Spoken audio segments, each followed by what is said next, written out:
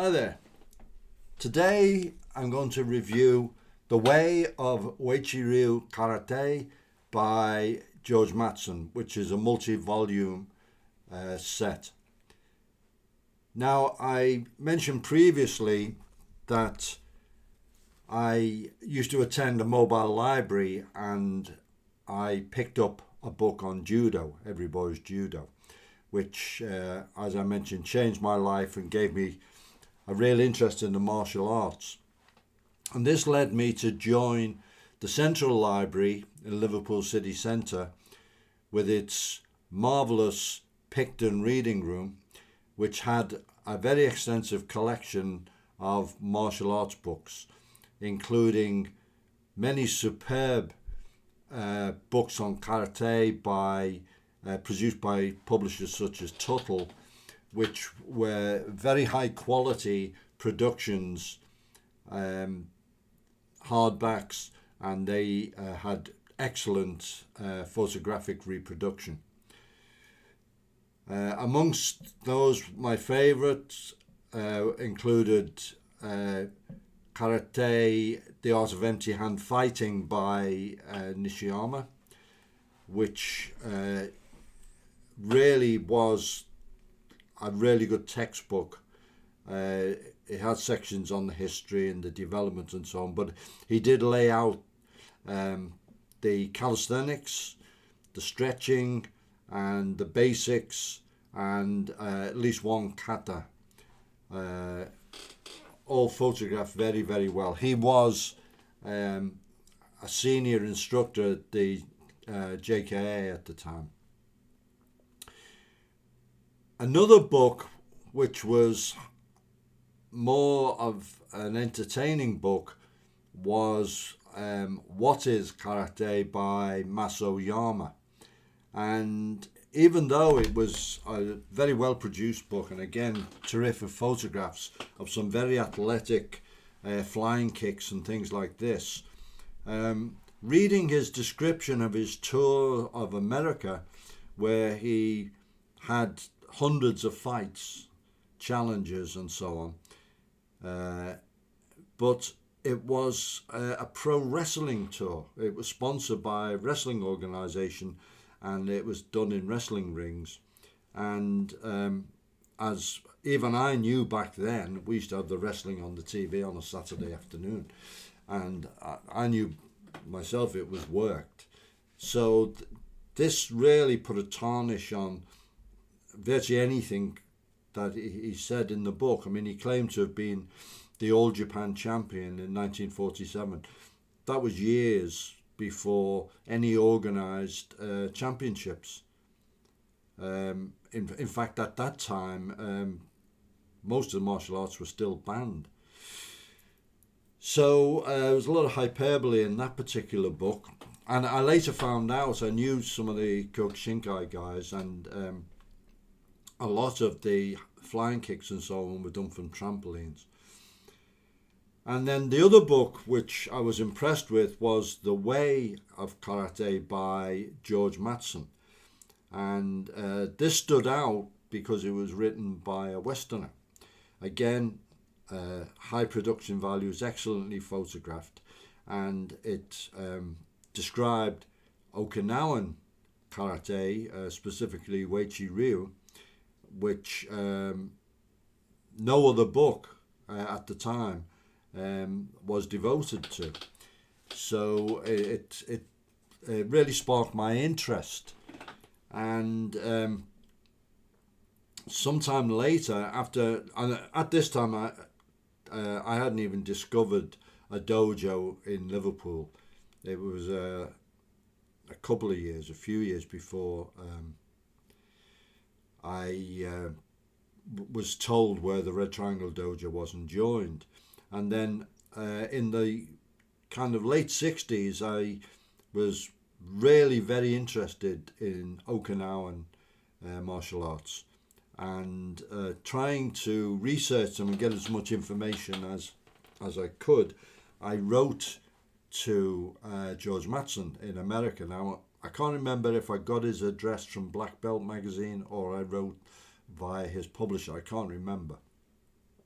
Anyway,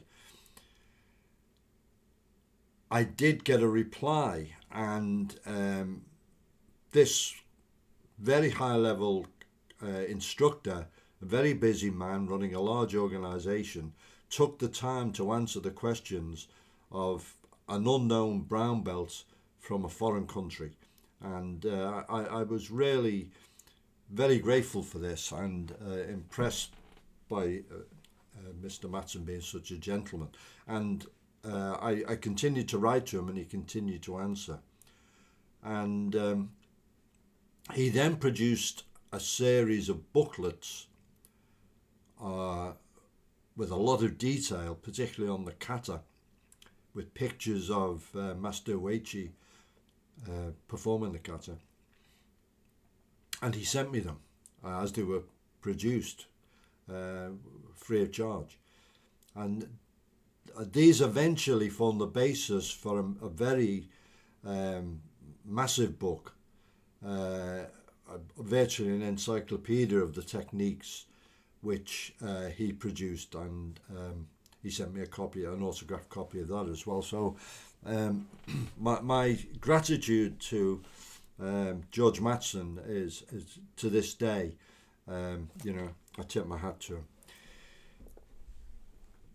So this present book series goes over various phases: his training in Okinawa, the establishment of his first dojo, and then organization, which became international, originally in Boston, and then material on the philosophy and training advice and methodologies and so on. Now, these books don't contain much in the way of kata, as his second major book did. And he quite open about this. He says things have moved on, and now the best way to learn the actual techniques without an actual instructor is to do it via video. And video resources, whether they are DVDs or YouTube videos, whatever, are available. And you can go online, you can see almost the whole syllabus performed at a very high level. So what it does have, though, it has a terrific collection of very rare photographs of Master Kanai Uechi and Master Tomoyose and other senior instructors, which were taken many years ago, both in Okinawa and in America. And they've been scanned and digitally cleaned up and reproduced.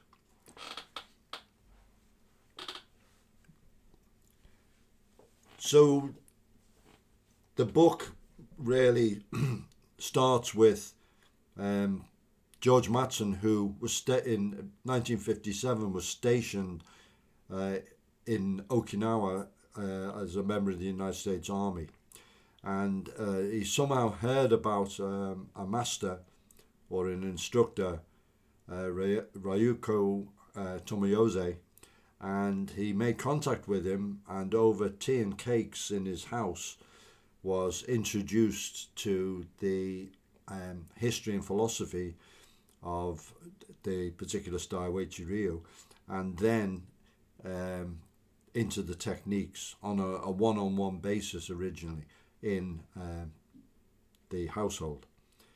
And he became a very dedicated student, and then started training at the dojo of Master Uechi himself to broaden out and to meet many of the other instructors, and totally dedicated himself to the study, to the point where before he left Okinawa a couple of years later, he was able to test for the black belt.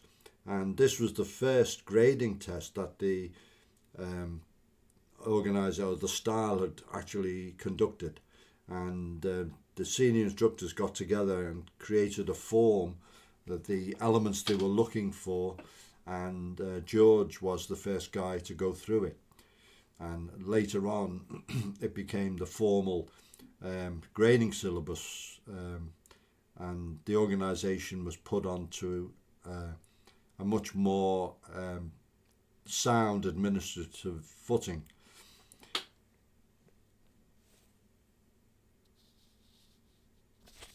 So the next phase of the book, just excuse me a second, I've got a bit of a dry throat. I've been running a cold for the past few days. Just having some fruit tea. The next phase discusses his efforts to start a dojo in America. Now, I won't linger on this phase, except to say that it demonstrated a determination and a patience to introduce this foreign, in both senses of the word, art into the United States, and also to maintain a standard of training which reflected honourably on the Okinawan roots while still being commercially viable. And this is something that George Mattson and his organisation, as well as quite a few others, managed to pull off. Now, a good friend of mine, Harry Benfield, went over to the United States, and he was invited to train at one of the major dojo in the Boston area. And when he came back, he told me about it, and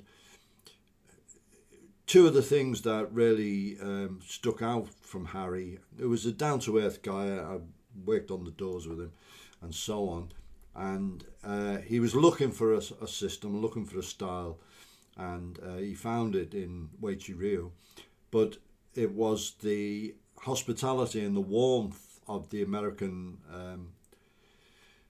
karate guys that he met, but also the organisation, how business-like it was, which was quite a neglected thing with us. And just one example, if somebody had come to one of our dojo and they were interested, right, they would stand there and they might see a bench or something, and they might take it on themselves to sit down. They'd watch, and it would be rather a different world to them. People commands in a foreign language and so on. And then, depending on what part of the lesson they'd come in at, they'd wait to the end, an hour and a half, till it was all over, and then hesitantly approach somebody and ask about joining. That was more or less it. In Boston, there would be somebody at a reception desk, and anybody who came in was greeted, given literature, invited to sit down. Any questions you have, we'll answer. And it was all done that way. And I immediately realised that there was a happy medium, and that was a better way to go. And in fact, when I was at Yogi Dojo in Tokyo, if any foreigners came to the door, there was big glass doors that were generally open because it was hot, and if a foreigner was standing watching, Higuana Sensei would say to one of us, one of the gaijin who were training, Dennis, and point, and I'd go over and say, look, come in, have a seat, watch, and at the end we'll have a chat to you. So, Higuana Sensei understood the idea of being hospitable and not being, quite standoffish and so on. So that was just one thing, and the book really charts his building of this organisation, which today is a worldwide and very successful one.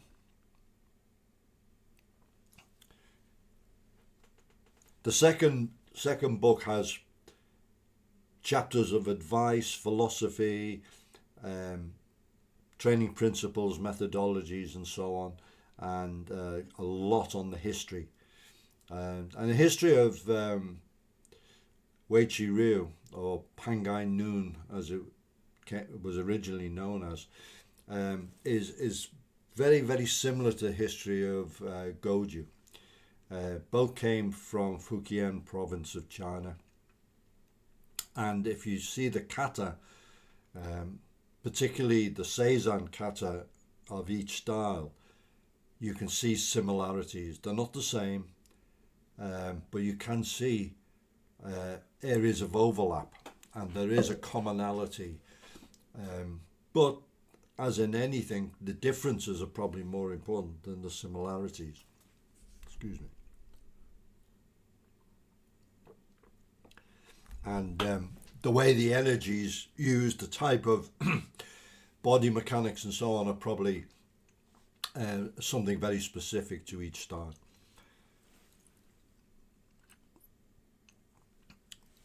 On my first visit to Okinawa in 1973, I got to see quite a bit of high-level karate systems that I hadn't seen before by top instructors. For example, excuse me,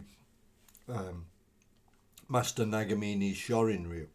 We went along to his dojo. This is a hard style, and I was very impressed by their makiwara work, and they had a circular split makiwara that they would strike with various ways. Very intense.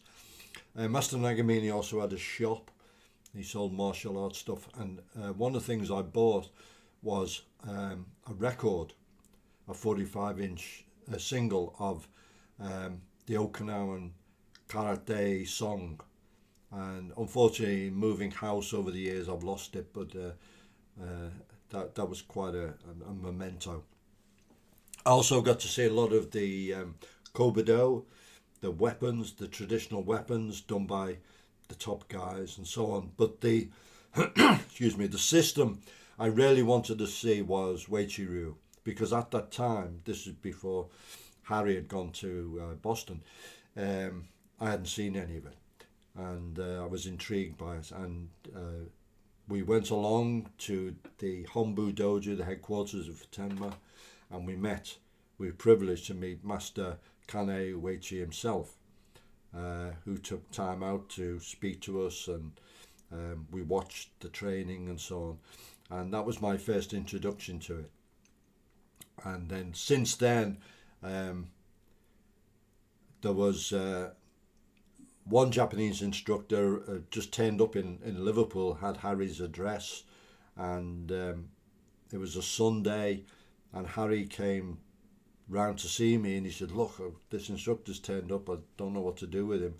And we were training on a Sunday, so he came and did a session with us, and that was nice. And then another time, Bobby Campbell, who was one of the senior instructors under George Mattson, was on his way back from an extended tour of the Far East, where he was doing Chinese martial arts and weapons, and Harry organised a session, and Terry and I went down and met and trained with Bobby Campbell, who is a terrific guy, both as a person and as a martial artist. Outstanding, absolutely outstanding.